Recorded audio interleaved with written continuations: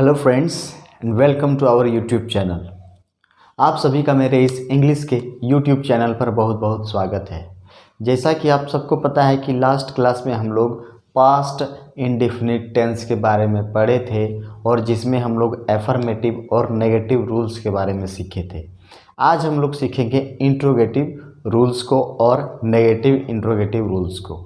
ठीक है, तो चलिए बिना समय गंवाए हम लोग इस क्लास को स्टार्ट करते हैं। देखिए, आज का हमारा जो रूल है वो क्या है, आपका इंट्रोगेटिव का रूल है। यही चलेगा, यानी प्रश्नवाचक पास्ट इंडेफिनिट टेंस का। ठीक है, तो ये आपका रूल है। ये जो नियम है, इस नियम पर ट्रांसलेशन हम लोग करते हैं पास्ट इंडेफिनिट टेंस में। ठीक है, इंट्रोगेटिव के लिए। तो देखिए, सबसे पहले है डिड, फिर है सब्जेक्ट, फिर V1, फिर ऑब्जेक्ट। ये आपका हो गया इंट्रोगेटिव का रूल। तो इसको हम लोग किस प्रकार से अप्लाई कर सकते हैं सेंटेंस में, देखते हैं। देखिए, मान लीजिए हम एक सेंटेंस लेते हैं कि मैं खाता था। उसका नेगेटिव क्या होगा, मैं नहीं खाता था। या मैं खेलता था, तो नेगेटिव होगा मैं नहीं खेलता था। तो इंट्रोगेटिव क्या होगा, क्या मैं खेलता था। इंट्रोगेटिव आपका होगा क्या मैं खेलता था यानी कि पास्ट है ना। क्या मैं खेलता था। और एक लिख लेते हैं हम लोग, क्या तुम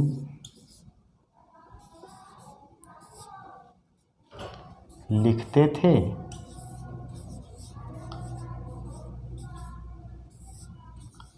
क्या तुम लिखते थे। अब देखिए, इस सेंटेंस को हम लोग ट्रांसलेट कैसे कर सकते हैं। ठीक है, चलिए देखते हैं। क्या मैं खेलता था, क्या के लिए यहाँ क्या आया, डिड। सब्जेक्ट है आपका मैं यानी कि आई। खेलना का होता है प्ले, तो V1 क्या हो जाएगा, प्ले। हो गया आपका तैयार। डिड आई प्ले, क्या मैं खेलता था, डिड आई प्ले। अब देखते हैं आगे क्या है, क्या तुम लिखते थे। क्या तुम लिखते थे, और लिखना को हम लोग अंग्रेजी में क्या बोलते हैं, राइट। तो क्या होगा इसका, सबसे पहले आएगा डिड यू राइट। ये हो गया आपका तैयार, है ना। ये आपका हो गया सेंटेंस रेडी। इस प्रकार से हम लोग इस रूल का यूज़ करके इंट्रोगेटिव को पास्ट इंडेफिनिट टेंस में बना सकते हैं। फिर एक बार हम लोग देखेंगे, did plus subject plus V1 plus object है आपका रूल। सेंटेंस हम लोग दो एग्जाम्पल के तौर पर लिए, है ना। ये आपका एग्जाम्पल है। हम लोग एग्जाम्पल के तौर पर दो सेंटेंस लिए, क्या मैं खेलता था और क्या तुम लिखते थे। पहला का ट्रांसलेशन हम लोग बनाए डिड आई प्ले, क्या मैं खेलता था। दूसरा बनाए क्या तुम लिखते थे, डिड यू राइट, क्या तुम लिखते थे, डिड यू राइट। तो देखा आप लोगों ने इंट्रोगेटिव का रूल किस प्रकार से हम लोग यूज़ करते हैं। अब हम लोग देखेंगे नेगेटिव इंट्रोगेटिव, यानी इंट्रोगेटिव नेगेटिव। ठीक है, वही चीज़ है। अब ये आपका इंट्रोगेटिव था, अब इसका नेगेटिव किस प्रकार से होता है उसके रूल्स को देखेंगे और उसे ट्रांसलेट किस प्रकार से हम लोग कर सकते हैं उसे देखेंगे। तो चलिए देखते हैं। मुझे उम्मीद है कि ये चीज़ आप समझ गए होंगे, और नहीं समझे हैं तो फिर से वीडियो को देखेंगे और समझ जाएंगे। इसको नोट भी कर लेंगे ताकि आपको फ्यूचर में आसानी हो ये चीज़ें समझने में और पढ़ने में। तो चलिए इसे मैं अभी मिटा देता हूँ और देखते हैं हम लोग इंट्रोगेटिव नेगेटिव का रूल क्या है और उसे कैसे बनाया जाता है।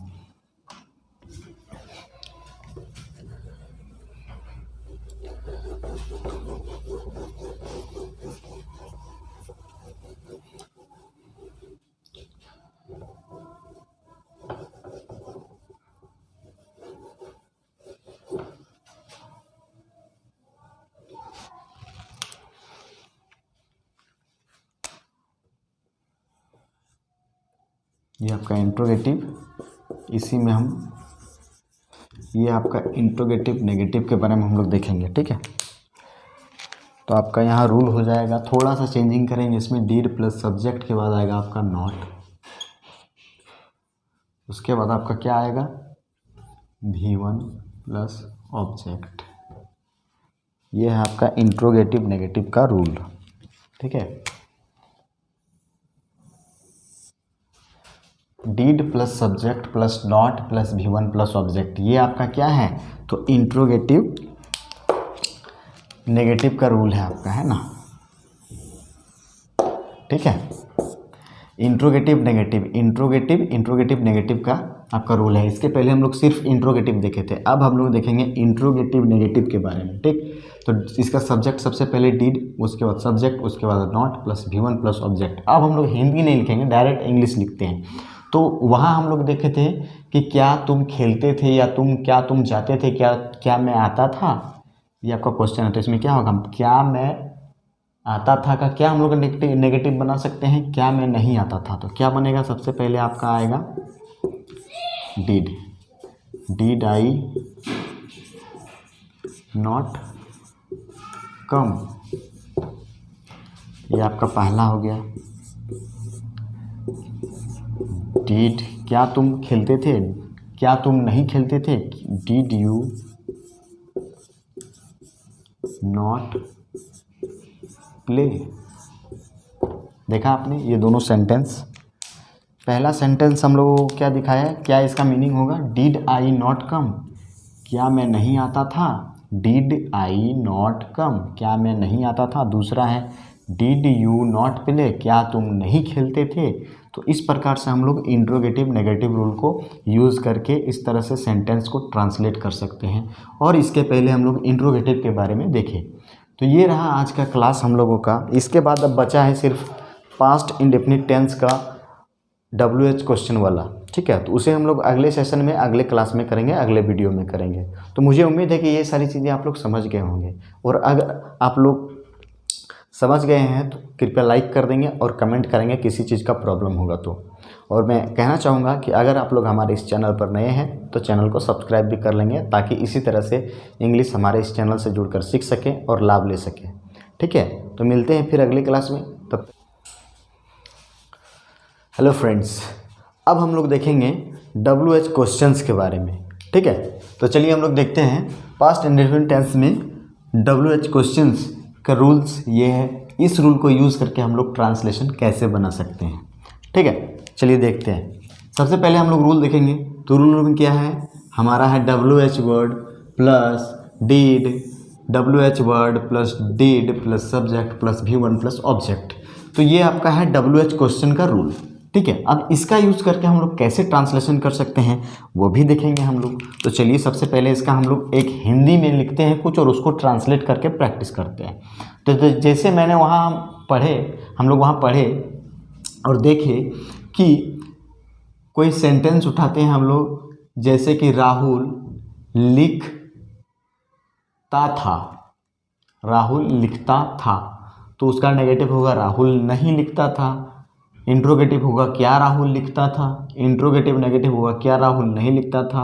अब आएगा WH क्वेश्चन, तो राहुल क्यों लिखता था, राहुल क्यों लिखता था। हम लोग यहाँ लिखेंगे राहुल क्यों लिखता था।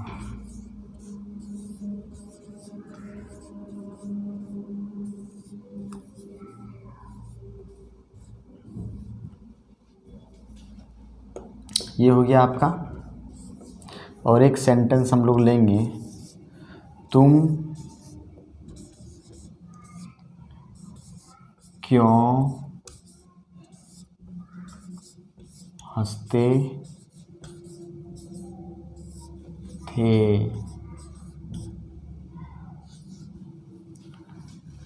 तुम क्यों हंसते थे, राहुल क्यों लिखता था। तो इसका हम लोग अब ट्रांसलेशन इस रूल का यूज़ करके बनाएंगे। तो चलिए सबसे पहले हम लोग लेते हैं राहुल क्यों लिखता था। तो सबसे पहले WH वर्ड आया है क्यों, क्यों का होगा वाई, उसके बाद आपका है डिड,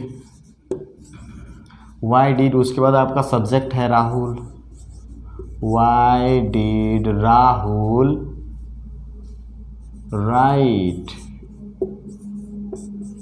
राहुल क्यों लिखता था, why did Rahul right, why did Rahul right, Rahul क्यों लिखता था। अब आपका है दूसरा, तुम क्यों हंसते थे, इसका होगा वाई डिड यू, हंसना का होता है लाफ। हो गया आपका सेंटेंस कंप्लीट। राहुल क्यों लिखता था, वाई डिड राहुल राइट। तुम क्यों हंसते थे, Y did you laugh. Y did you laugh, why did Rahul right. तो ये आप लोग देखिए WH क्वेश्चन का जो रूल है उसके आधार पर हम लोग सेंटेंस को ट्रांसलेशन कैसे करते हैं। और यही अगर मान लीजिए इसके जगह में नेगेटिव आ जाता कि राहुल क्यों नहीं लिखता है, तो हम लोग कैसे बना सकते हैं, सवाल तो ये भी उत्पन्न हो सकता है। तब हम लोग देखते हैं उसके लिए रूल क्या होगा। ठीक है, तो मुझे उम्मीद है कि ये सारी चीज़ें आप लोग समझ गए होंगे। ठीक है, इसे आप लोग नोट कर लीजिए। ठीक, चलिए मैं इसे अभी मिटा देता हूँ। अब हम लोग देखेंगे इसका नेगेटिव कैसे बन सकता है। ठीक है,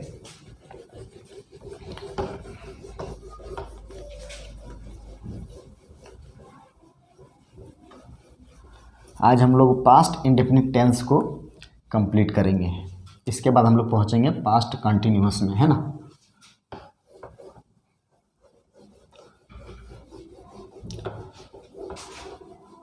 अब हम कोशिश करेंगे कि जितना भी टेंस का, यानी कि जैसे पास्ट इंडेफिनिट टेंस है तो मैंने इसे 2-3 वीडियो में बनाया। अब मैं अगली बार से कोशिश करूंगा जैसे पास्ट कंटिन्यूअस टेंस को एक ही वीडियो में कवर करने का। ठीक है, जिससे कि समय भी बचेगा और एक क्लास में आप लोगों को प्रॉपर पूरा का पूरा मिल जाएगा, जिससे आप लोगों को आसानी होगा समझने में। ठीक है, अब हम लोग देखते हैं इसका नेगेटिव। मान लीजिए इसका नेगेटिव हम लोग बनाते हैं, WH क्वेश्चन का नेगेटिव। ठीक, तो क्या हो सकता है, देखिए सबसे पहले वही WH वर्ड, फिर आपका आएगा डिड के बाद आएगा सब्जेक्ट, और सब्जेक्ट के बाद आप लोगों को पता है कि नॉट लगता है। फिर आपका आएगा वर्ब 1 प्लस ऑब्जेक्ट। ठीक, तो ये आपका बन गया WH क्वेश्चन का नेगेटिव वाला नियम, यानी कि फॉर्मूला, यानी कि रूल, कुछ भी बोलिए। WH word plus did plus subject plus not plus V1 plus object. तो ये आपका WH वर्ड का नेगेटिव वाला रूल है। तो इसे हम लोग कैसे बना सकते हैं, मान लीजिए मैंने एक सवाल किया कि तुम क्यों नहीं पढ़ते हो। तुम क्यों नहीं पढ़ते हो, लिखते हैं तुम क्यों नहीं पढ़ते हो। दूसरा हम लोग लिखेंगे वह तुम क्यों नहीं पढ़ते थे होगा। ठीक है, क्योंकि पास्ट है। तुम क्यों नहीं पढ़ते थे। अगला है वह कहाँ जाता था, है ना। हो गया। अब हम लोग इसको बनाते हैं, तुम क्यों नहीं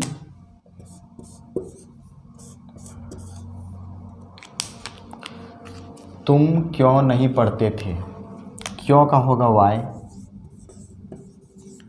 डिड यू नॉट, पढ़ना का होता है रीड। ठीक, why did you not read. Why सबसे पहले WH वर्ड, उसके बाद आपका आया डिड, उसके बाद आया सब्जेक्ट, उसके बाद आएगा नॉट, उसके बाद वर्ब का फर्स्ट फॉर्म। तुम क्यों नहीं पढ़ते थे, तुम क्यों नहीं पढ़ते थे। Y did you not read. वह कहाँ जाता था, वह कहाँ जाता था। कहाँ का क्या होगा, वेयर। डिड ही गो, हो गया।